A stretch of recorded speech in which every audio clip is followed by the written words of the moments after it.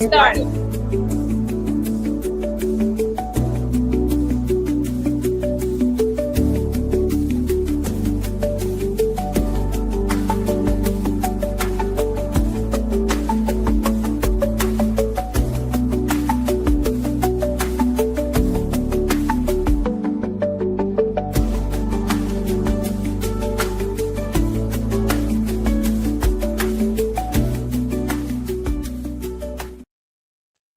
We are live. Thank you for tuning in. Let me help you, a loved one or friend, find your vegan soul through food, people, events, and culture. We are talking about the HBCU College of Plant-Based Lifestyle. And for those of you that do not know what HBCU stands for, it's Historically Black Colleges and Universities. Here to tell us all about it is Joe St. George, Esquire, the plant-powered lawyer. How you doing, Joe? It's been a while. Nice to see you again. It's been great. So talk to us. What is the HBCU College of Plant-Based Lifestyle Medicine? So I'm the founder, and the HBCU College of Plant-Based Lifestyle Medicine is a 501c3 educational organization that focuses and works specifically on HBCU campuses to bring a training and education into their current allied health curriculum that focuses on showing or teaching the students on how to prescribe plant food as medicine with 9 lifestyle interventions. Those lifestyle interventions are free, cost effective, and we call them the 10 laws of health, and I'll get into that in a moment. But our goal is, and our mission is to, by 2030, to have 2,000 students trained at the college level on the 50 campuses that have schools of allied health, so that they come out with a certificate and or degree program and become certified in plant-based lifestyle medicine, so they can then go into the practice of making primary care plant-based care. Currently, our medical system is set up on focusing on using 2 modalities, and that is pharmacological interventions or surgical interventions. But we have not been focusing on what is going to change health outcomes, and that is only through plant-based lifestyle medicine, looking at the lifestyles of individuals, the cause and effect, and using plants and lifestyle interventions to reverse chronic disease, diabetes, high blood pressure. These are diseases that disproportionately impact the communities of color. So our organization is focused on partnering with our HBCUs. We have an MOU with the largest HBCU in the country, that's Southern University, to develop a degree and certification program so that people in the community can also become certified coaches, as well as the students who go on to be physicians who will learn the traditional pharmacological medicine and surgical interventions, but they'll also have and been trained in how to use plant-based lifestyle medicine. And our medicine and our practice is based in a creationist model. And we say creationist because it's for those who have a faith and they believe in God who created this universe, who set laws in motion with regards to health. And most people don't know that the Holy Scriptures has a whole health plan that's the best health plan in the universe, better than what we can do on this planet. And we use that as a foundation, starting with teaching students how to trust these plant-based natural remedies. And so that's our organization. We have scholarship funds. We have a training for students, for staff. We've been on several campuses, Coppin University, Morgan, FAMU, Meharry.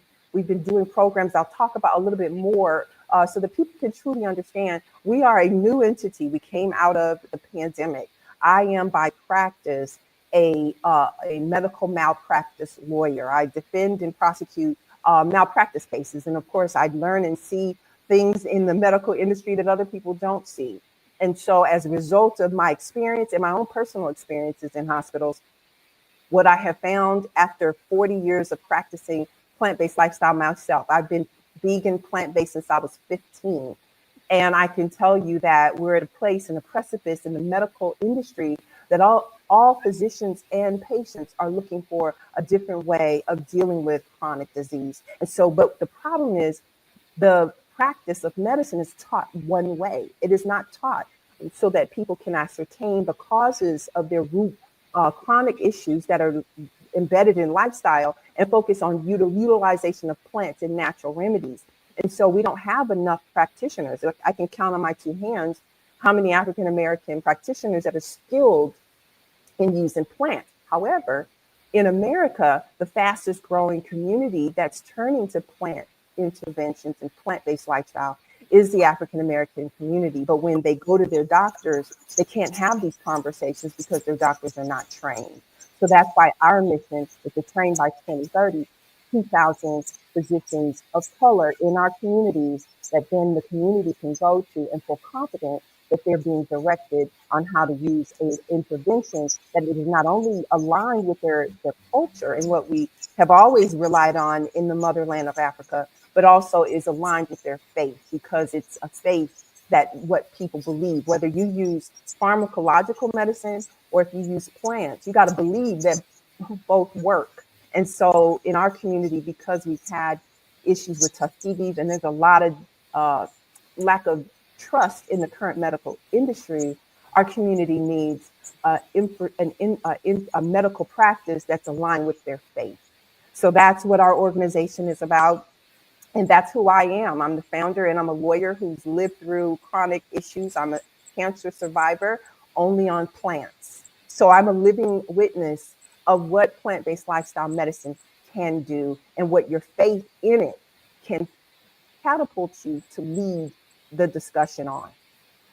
You're tuning in to Naijha Speaks, and I am talking to Joe St. George, Esquire, founder and chief officer of the Hbcu College of Plant-Based Lifestyle Medicine. You're speaking my language, Joe St. George. Holistic health.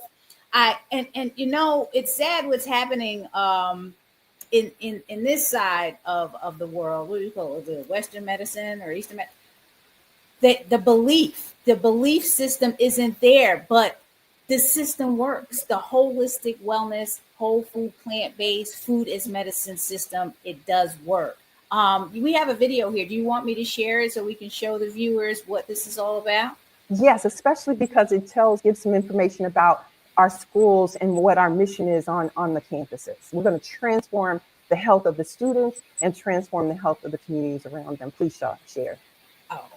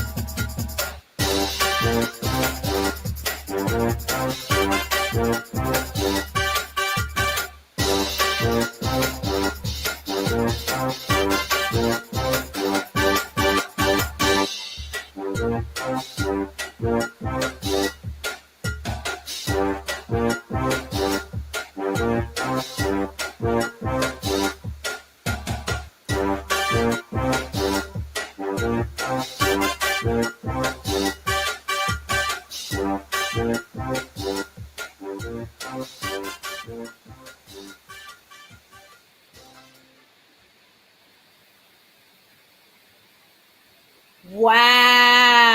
Wow. I am so impressed. Okay. What is the HBCU College of Plant Based Lifestyle Medicine? I am feeling the whole thing. Okay. So now you're going to have to tell us. So this is already launched, like you said, right? And the colleges that you're and universities that you're currently working with. And I saw some people. I saw the plant-based coach in there, and I see hip hop is green is involved. How are you doing it? Who else is working with you on this, and what are the challenges that you're currently facing? Really keeping this going, and how you're overcoming or planning to overcome any of these challenges. Yeah, so we have worked with, like I said, FAMU, Harry, Morgan State, Coppin, and we have a big MOU with Southern University. And I want to just give a little bit of background because when we first started, we've just been in existence just 4 years. And you recall we started focusing on policy, on healthcare policy, because when you're trying to launch something that's large and has a big impact, specifically on institutions that need new means of teaching health, you have to have the policy and support of legislators to support it because our institutions, especially HBCUs, are very dependent on federal and state funding. And so Mhm. we went to the legislators. We've gone on Capitol Hill. We've gone to the state legislators to seek funding to first help us with developing within the school. So we're not looking to start a separate college, start a separate entity. We work within the institutions to bring the funding, the pay for scholarships, the professors, and then the programmatic efforts within the institutions. And so we've been working with the Plant-Based Food Association as our lobbying partner to really talk about, to get the legislators to understand the priority. We speak directly to them to say, look, healthcare is over a third of the GDP of the debt that is expended in America, and you have a crisis with chronic disease, and you're spending more year after year, and particularly in communities of color. We have the solution. Our schools can become the infrastructure and the place where we transform the health of people of color at the institutions that educate most of our young people and our adults, our alumni. And so we started focusing on policy, helping them to say, look, we need more investment. We're looking this year, we have had conversations with the new HHS secretary, Mr. Robert F. Kennedy, because last week there was an announcement by the President of the United States on investment in HBCUs. And so our organization has said, look, if there's going to be any investment, there has to be an investment in the health of our people because we can't get wealth if we don't have our health. And as a lawyer, I have always been on the wealth building side as a corporate transaction lawyer, as well as a healthcare lawyer. But when we're sick and barely can get by, we spend more money on trying to get our health back when we could be doing and having a program training our young people. Well, in our research, in our policy side, we found that our students are coming into schools with pre-diabetes, diabetes at 18 years old, high blood pressure. You'll see that in our brochure, what the health problems of our students coming as teens. And so then they're on this trajectory of being serious chronically ill with multiple diseases by the time they're 30 or 40. We said we need to arrest this and do it on HBCU campuses. And so that's what we've been sharing with the legislators, HHS, to say, look, there needs to be massive investment in these three areas, not only scholarships so we can raise and train a pipeline of students who know how to use integrative medicine, meaning integrating and still utilizing traditional medicine, but using a plant-based lifestyle medicine that's the creationist model as primary care, meaning we use that first before we start getting into drugs, before we start cutting and removing organs, right? And so we have put before them a proposal that we need to build HBCU plant-powered clinics and centers of innovation. We've given them blueprints to say, look, these are the schools, starting with Southern University, where we need to build these critical infrastructures that will be places of innovation for those in the plant-based food industry and farmers, because farmers to work with the physicians so that we own our supply chain. Our problem is we don't own how food gets to us. It just comes to Right. us on trucks. We don't Right. own anything. And our farmers have been regretfully uh, decimated by the practices, the discriminatory practices of Yeah. the USDA. And I Yeah. have been on those committee meetings and so forth. And so what we're saying is we need to raise the number of African American farmers utilizing our HBCU 1890 schools that have lots of land. We need to put investment in commercializing and then utilizing what is grown on those campuses to then supply them to the cafeterias, because less than maybe 3% of our cafeterias obtain their produce from a Black farm. Less than 1%. And we have 107 schools, and 6 organizations control the cafeteria and food system. And only one of those institutions that controls the food and cafeteria is African American owned. So we have a problem with owning supply chain. And so our focus is to say, we have the doctors that will prescribe. Now we need to marry them with the farmers. So we say from farm to doctor to table. People say from farm to table. And the reason why we put that doctor in, because he's the quarterback. He's the person who can say to their patient, you have a problem with your kidneys.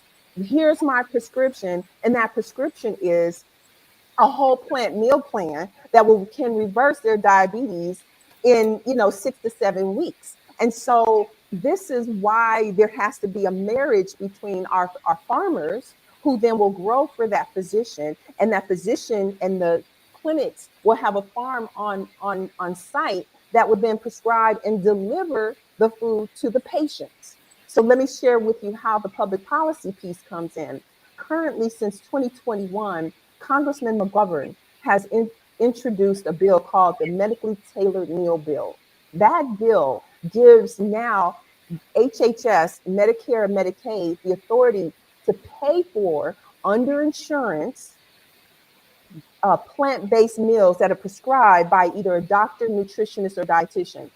That means the patient will not come out of their pocket for plant-based foods. It will be a part of their prescription. When they go see their doctor, they can get up to 20 weeks, meals delivered to them, 3 meals a day, 5 or 7 times a week, to have the outcomes of changing their diet, their habits, and lifestyle. What that bill hasn't passed yet. And we need every plant-based person hands on deck to push HHS and to push this administration and legislators to deal with this real serious issue.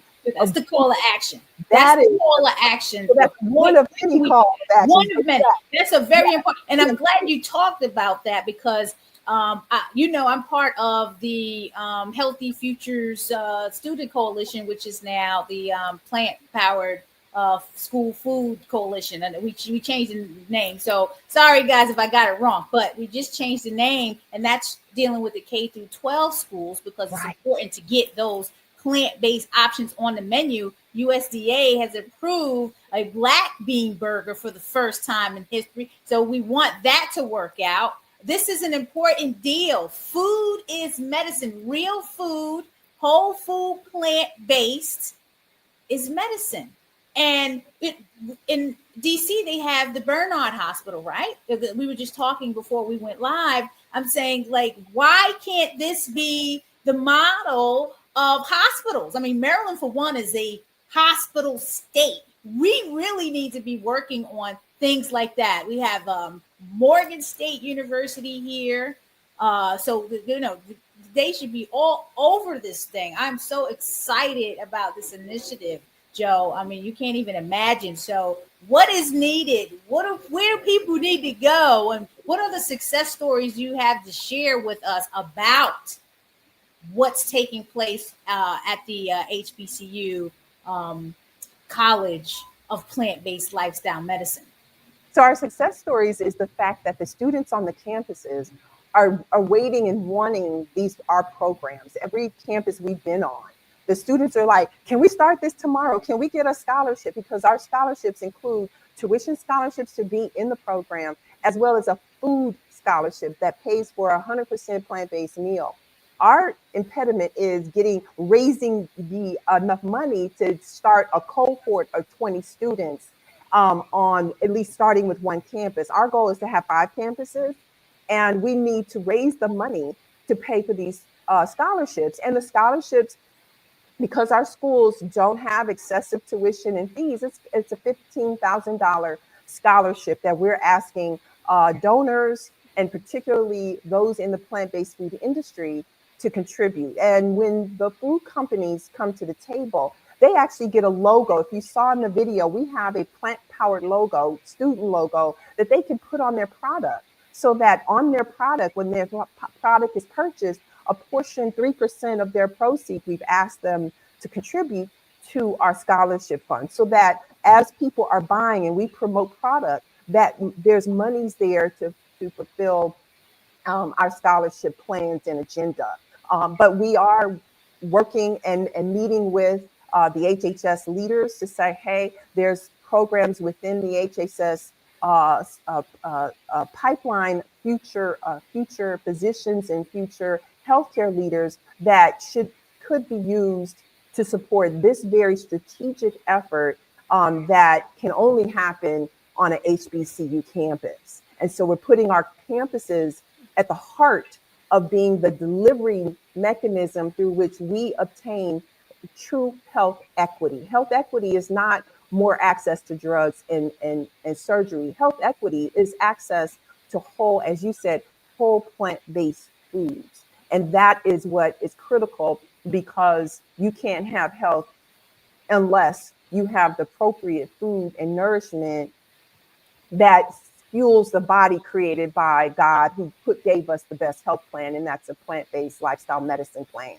So, we're really very strategically focused, not saying that pharmacological or surgical interventions are not necessary. They are. At the same time, we have to educate even physicians, because we're focused on not only educating students, but also re-educating practicing physicians so that they can learn how to use even plants in emergency care. There's an urgent care. Most people think, oh, plants take too long. No, no, no. We have studies. We are an evidence-based organization that focuses on the studies and shows in minutes, when you eat something that has chlorophyll in it, or you put even in your NG tube, the people are in ICU, transformations and changes happen quickly, because the body knows how to respond what's natural that comes from the earth, because creationists believe we come from the earth. And so the earth is where we get our healing. And that's why we follow Revelation chapter 22, verses 2. It says,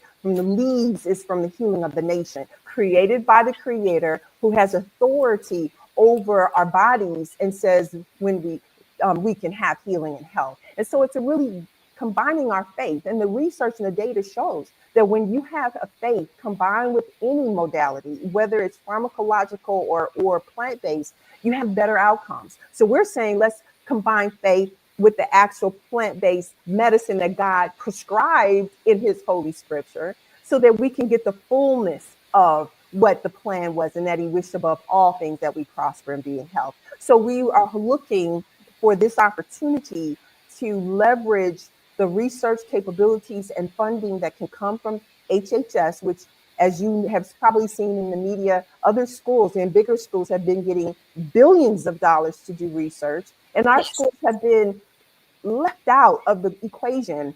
And it's time for those funds. Right? That's Well, intentionally. and as a lawyer who functions in the whole system of healthcare and how it's funded, what has been the traditional model in healthcare is go to the big company because they have the resources to execute to scale, meaning they can scale it at the number of people that need to be served. And when you go to a smaller institution, they can't scale. And what I'm saying to this government is, you got to scale up. If there's going to be a dismantling of DE&I the way it has been traditionally practiced, then we have to emerge another plan that is going to empower our people to independently take care of themselves and own the methods and the means through which they feed themselves,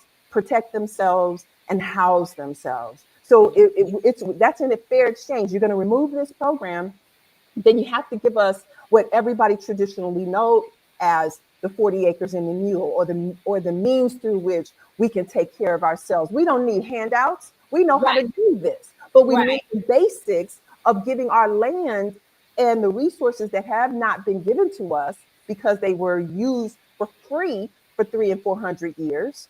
And we need those reparations or repair. And so we call this restorative or regenerative healing of the African American community holistically, a health plan that's rooted in creation and follows the model of creation.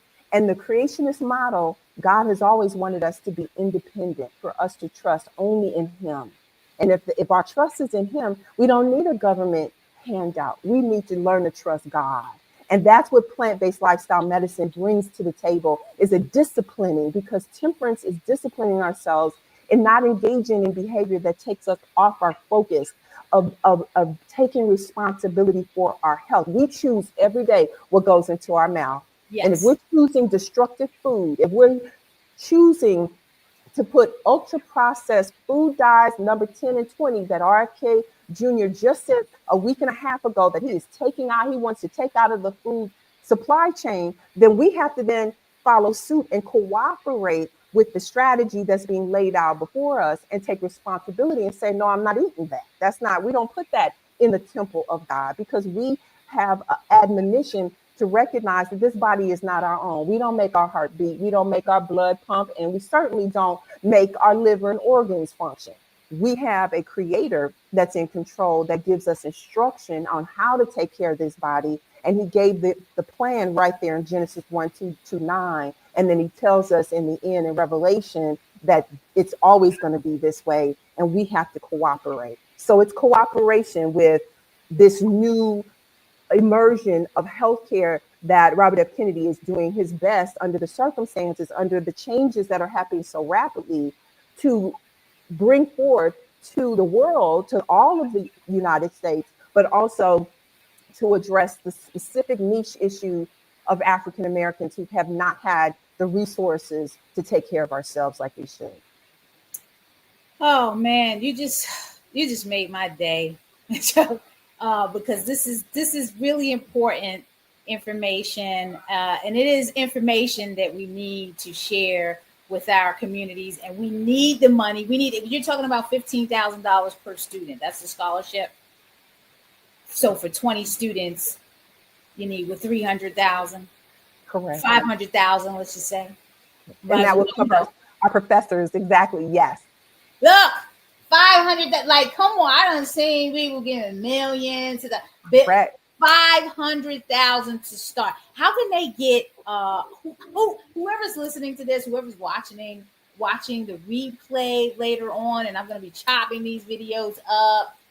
How can they get to you, Joe? Where can they go to find out more? Where can they go to donate? Where can they go so we can get this thing going? Yes. And you see right on your screen, we have built a whole digital network, a infrastructure for training and online education. We used all our money to start it, and we just need 30% more to finish this project, so that it's a national database of all things plant-based that allows our students to do their online education as well as in-present education. And they can reach me. There's two ways to reach me. You can reach me at my direct email, which is EXE is an elephant, C is a cat, at HBCU plantbasedlifestyle.com. That's exec, EXEC, at HBCU plantbasedlifestyle.com. Or you can also text me at our business text at 602-326-8663. That's 602-326-8663. 6663. Between the email and the text direct, and that number comes directly to me. You will then, we'll put you on our newsletter, have you attend other events, and particularly we need a legion of plant-based firefighters, and I'm saying firefighters, to go before these legislators, both Democrats and Republicans. I'm independent, and so I have to reach out to everybody, but we need to really go before the HHS director and say, we need to prioritize plant food as medicine. Why? Because all of the investment by our government has always been in pharmacological and surgical intervention. There has been an unequal distribution into plant-based lifestyle medicine. And plant-based lifestyle medicine is not alternative care. Most people think, oh, alternative care. No, we are primary care because the Bible says so, right? Wow, I love it. Joe, I got to get that number from you one more time, because I got your email, exec@hbcuplantbasedlifestyle.com, and they are to call what number? 602-326-8663. And they can text, and that comes directly to me. So, we're looking forward to those who want to be on this transformative journey that I believe is a builder of communities, irrespective of ethnicity, background, age, gender, because at the end of the day, no matter who you are or where you live, you have some health problems. And that's what is the uniting issue that Robert F. Kennedy is focused on, and what our organization is focused on. And I'm mentioning his name because he has the top responsibility for the healthcare of everyone. Oh, yeah. And our organization is responsible for saying we want to be, our HBCUs must be at the table, but we must have innovative methods that are going to have the best outcomes.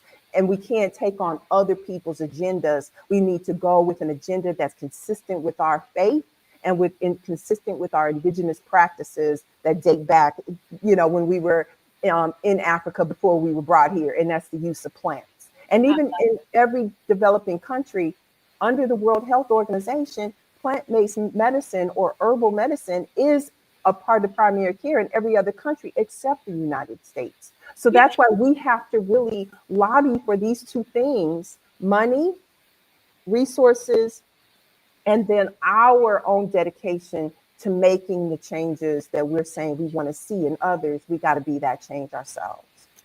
Yes, folks, please email exec@hbcuplantbasedlifestyle.com. Call, text Joe St. George Esquire at 602-326-8663.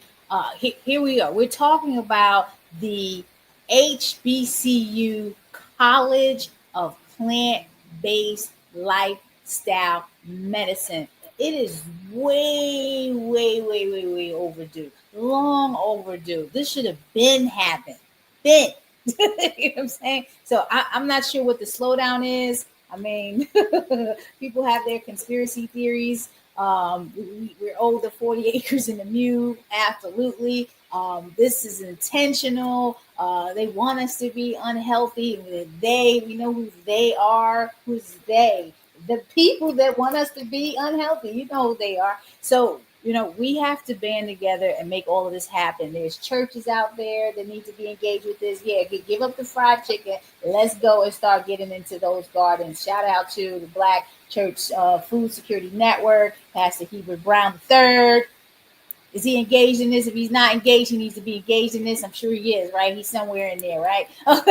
So we need all of the resources we can get. It needs to happen. And what year are we talking about? It needs to happen by what year? Well, we have to have our 2,000 trained, certified healthcare practitioners by 2030.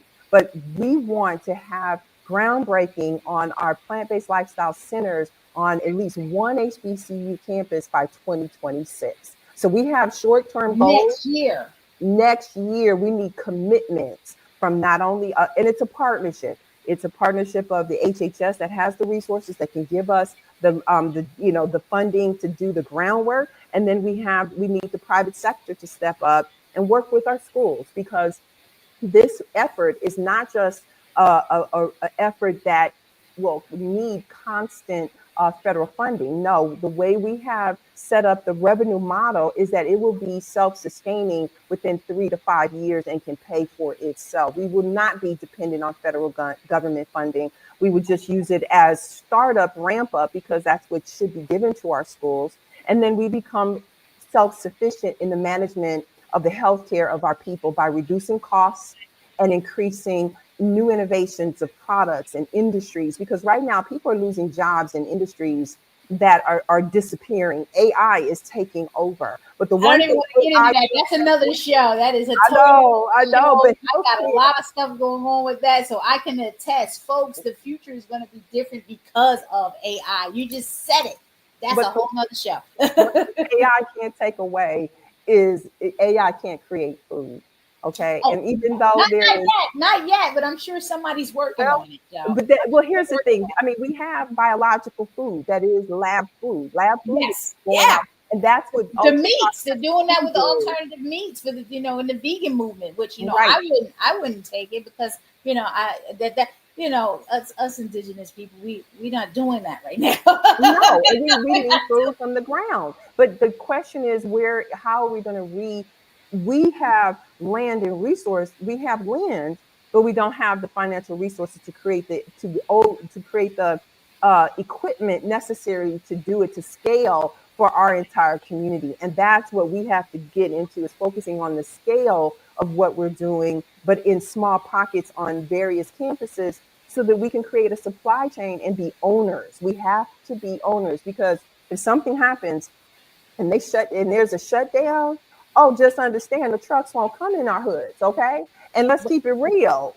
If we're not growing ourselves, what happens to us? So we have to prioritize our communities in a strategic way. And I believe that this is something that our nation is recognizing, that even America saying that we need to own manufacturing. Absolutely, we need to own manufacturing, but the African American community has to own its manufacturing. And so we're saying and there's the motto, make America healthy again. But we're saying make Black America healthy again, because until Black America is healthy, we're the foundation of America. When your foundation is broken, you can't build on that. You can't change that. You have to fix the foundation. So make Black America has to be prioritized, because you're building on a shaky foundation if you don't deal with these underlying cracks and volcanoes that have broken up the health and wellness of our people. And so when we talk about it from that perspective, we recognize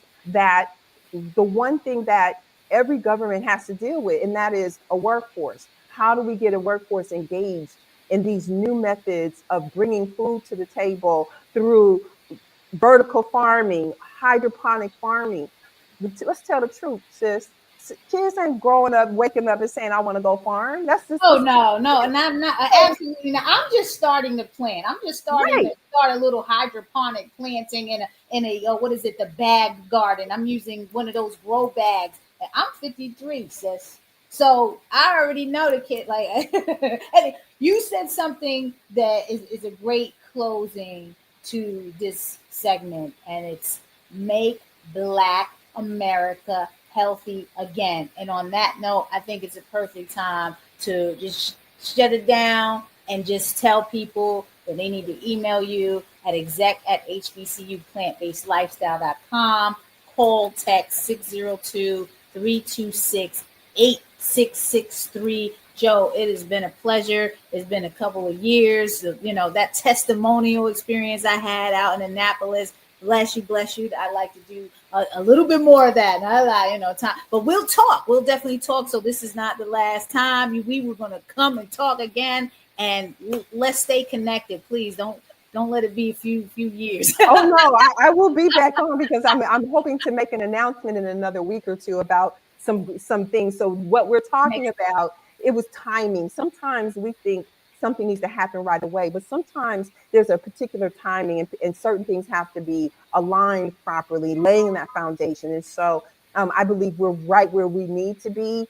And we have done a lot on our campuses. So when people go to that brochure, and they'll see a lot of things that we've already have done to lay this foundation, so then we can now scale to do what is the big things that need to be done, in bringing these lifestyle centers that provide housing, all plant-based, all green housing, all green everything, and the school within it that then provides the medical care in an all green plant powered facility that, you know, will change how healthcare is done in our community. So thank you so much. I so appreciate this opportunity to share my heart, my passion, because I fight for this. I mean, yeah, I know. So, dude, you don't gotta tell me, but you can tell the people. I already know how you do. Okay, I already know, folks. Listen, you're tuning in to Naijha Speaks. Please subscribe to this channel. Go to naijaspeaks.com. Support the program. And the way you can support the program, because all of this setup costs. This is not a free setup here. It costs money to run this stuff. And I'm working on getting a production assistant because it's becoming overwhelming for me with the cameras and editing and stuff like that. So please donate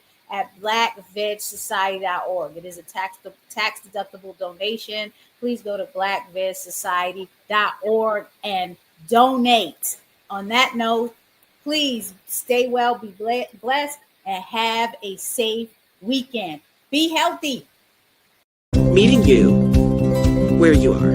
The meaning behind the slogan is that we meet the community where they are on their journey towards holistic health, a plant-based lifestyle, and veganism, whether it's physically, mentally, emotionally, or spiritually. We do this through people, food, events, and culture. Our 6 pillars are earth, eating, education, empowerment, enlightenment, and events. We are Black Veg Society.